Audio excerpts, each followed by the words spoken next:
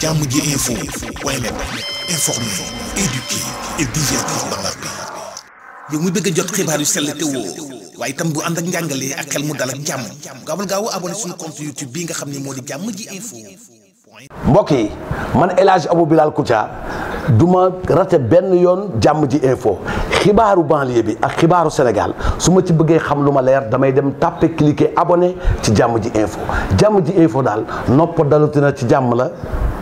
nopp dalatina ci jàmm bët gis jàmm nopp dégg jàmm gémmiñ wax jàmm ci Jammji info ko koy amee abonné leen pour xam lan mooy xew ci seen réew ci jàmm fitna sax dañ koy nëbb jàmmal ko ba ñëpp am jàmm. Voilà, dans ce cas je vais demander à ceux qui voudraient bien prendre la parole de reporter ça aux prochaines plénières et dans les commissions une fois que ces dernières seront instituées. Alors je voudrais, mes chers compatriotes, d'abord féliciter tous les orateurs qui ont pris la parole cet après-midi dans le cadre de l'ouverture du dialogue national. Et je me réjouis de la diversité des points de vue. Chacun a pu s'exprimer librement, a donné cours à ses idées, et je n'ai aucun doute que les discussions qui suivront cette séance d'ouverture du dialogue pourront approfondir les différentes questions. Le dialogue devra s'organiser autour des commissions que j'ai indiquées dans mon propos liminaire. Il nous faut dès à présent finaliser et au plus vite les TDR du dialogue, les termes de référence. Je dirais d'ici le week-end. Maintenant, il faut travailler tenant compte des délais imprescriptibles du processus électoral. Donc, d'ici vendredi, samedi au plus tard, il faut que chaque parti puisse faire parvenir ces propositions en matière de termes de référence dans le dialogue. Bien sûr, nous avons noté tout ce qui a été dit. Et sous la conduite du président Moustapha Niasse, un secrétariat sera mis en place pour cela et enrichi par les différentes propositions des partis.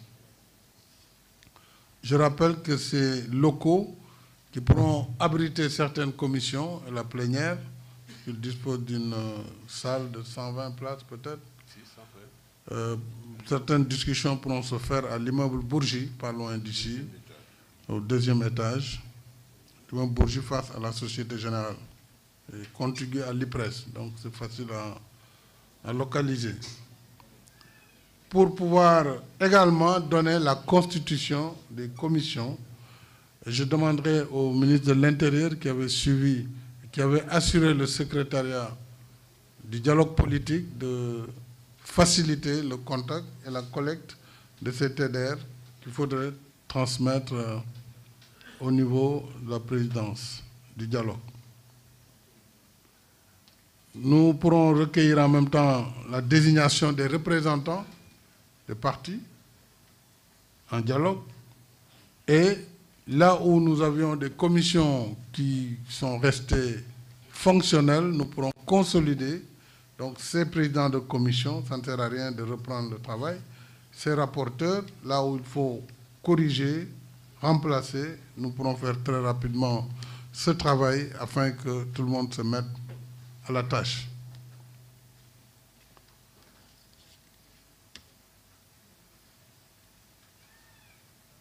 Je souhaite également que les délais du dialogue soient des délais raisonnables, enfermés en tout cas au courant du mois de juin. Il ne faut pas qu'on sorte de ce mois sans l'essentiel des résultats et recommandations du dialogue. Puisque s'il y a des actes qui nécessiteront des lois ou du règlement, des décrets, il faut bien avoir le temps. Et donc, il faut que l'essentiel soit fait. Il n'est pas dit aussi que nous serons d'accord sur tout, mais au moins sur l'essentiel des consensus et des compromis qui pourront être trouvés, il faut qu'on mette à profit cette période du mois de juin pour arriver à faire avancer nos discussions. Alors, je voudrais attirer l'attention, et je l'ai dit peut-être de façon simple dans mon propos,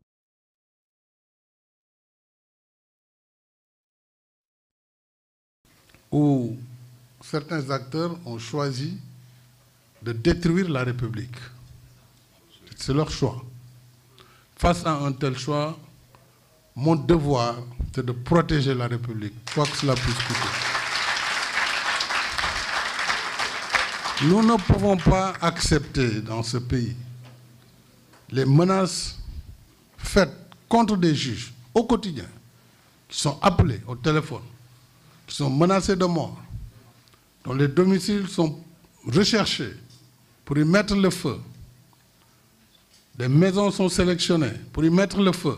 Je suis sûr qu'après ce dialogue, selon les points de vue développés, vous verrez, certains seront tentés d'aller mettre le feu chez un tel ou un tel. Cela n'est pas acceptable dans une république. Et ça ne le sera pas.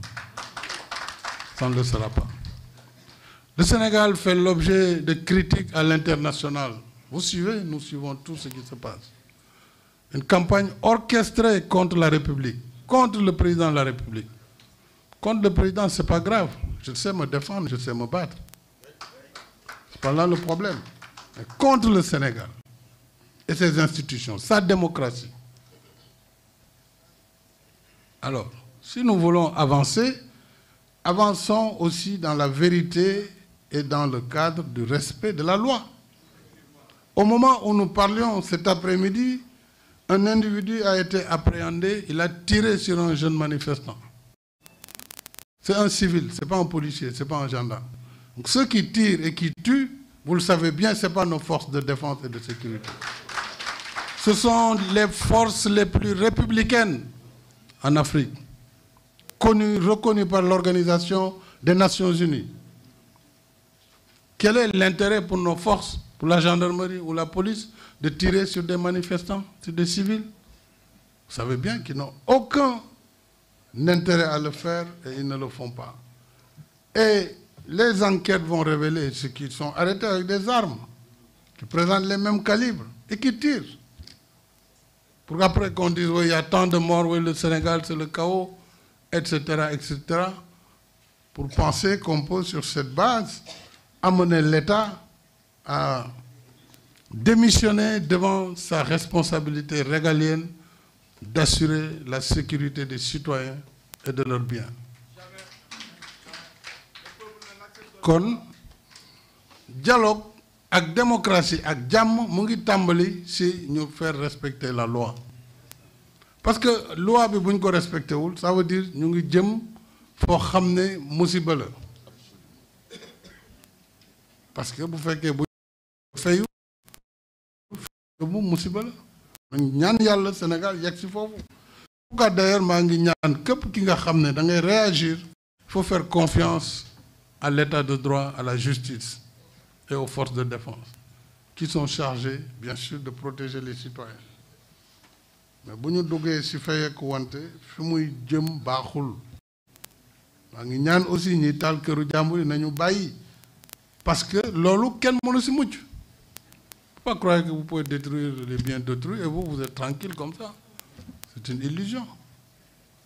Donc il faut vraiment waxtaan bi ñu teg ko ci yoon. Li nga xam ne ñun ñëpp ñoo ko bokk muy réew mi ñu sàmm ko respecté ko li ñu mën a baalante suñu biir parce que ay doomu aadama lañ loolu amul jafe-jafe ku ne xam na ne man bu dul woon xëy na du ma jëlale wala du ma jégale peut-être dina doon gën a metti fii dina doon gën a metti tous les jours amul luñ dul wax président de la République moom it dafa am ay àq. Il a des droits, c'est un citoyen. ku ñu tëj rek dafa am loo def na nga jàdd yoon.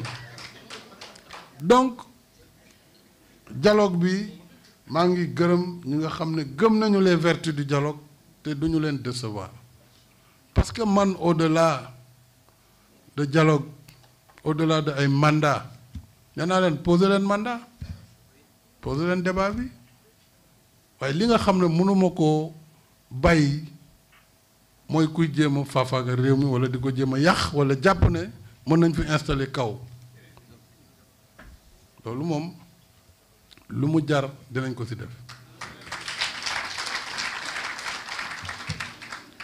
mandat boo leen bëggee da ngeen koy ñaan ma ne leen jël leen soo leen bëggee waaye ci njëkk nag ci njëkk de waaye par force doo nekk candidat ñu teg ko ci leen ci seen bëgg-bëgg mais au nom de quoi te ñi koy wax ñoo campagnoon ne référendum bi bu wii jàllee président dana def 2 mandats tout le monde le sait, tout le monde sait lire le droit kon débat boobu duma ci dugg parce que débat dialogue bi la man nangu naa ñu débattre ko dans le dialogue man ma gêne nullement comme nangu naa ñu débattre l'ouverture et l'inclusion parce que c'est pour le Sénégal, c'est pour l'avenir de ce pays.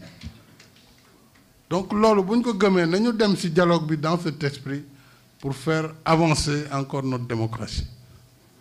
Mais nag ne me demandez pas de croiser les bras face aux velléités de déstabilisation de notre pays. Personne ne me demande cela. Ce n'est pas possible. Ce n'est pas possible. Force doit rester à la loi. Alors, pour le reste,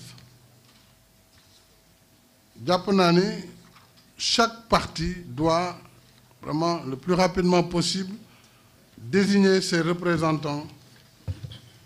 Peut-être qu'après la synthèse des termes de référence qui ont été donnés, et chacun pourra aussi proposer, mais les autres dialogues antérieurs avaient déjà fixé des quotas pour chaque entité. Su mbooloo bi bëri lool aussi dootuñu mën liggéey. Donc commission yi nañ ci dem de façon vraiment rationnelle pour que ñu mën a am résultat yu am njëriñ pour askan wi. Li ci des nag yaakaar naa ni sant leen rek ak gërëm leen moo ma war sant waa réew mi sant kilifa diine yi. Jàmm ji info point net informer, éduquer et divertir dans la paix. yow muy bëgg a jot xibaar yu sell te woo waaye itam bu ànd ak njàngalee ak xel mu dal ak jàmm gaawal gaaw abonné suñu compte YouTube bii nga xam ne moo di Jàmm ji info. mbokk yi man El Hadj Abou Bilal Koutia du ma rate benn yoon Jàmm ji info xibaaru banlieue bi ak xibaaru Sénégal su ma ci bëggee xam lu ma leer damay dem tàppe cliquer abonné ci Jàmm ji info. Jàmm ji info daal nopp dalutina ci jàmm la. nopp dalatina ci jàmm bët gis jàmm nopp dégg jàmm gémmiñ wax jàmm ci Jàmm ji info ko koy amee abonné leen pour xam lan mooy xew ci seen réew ci jàmm fitna sax dañ koy nëbb jàmmal ko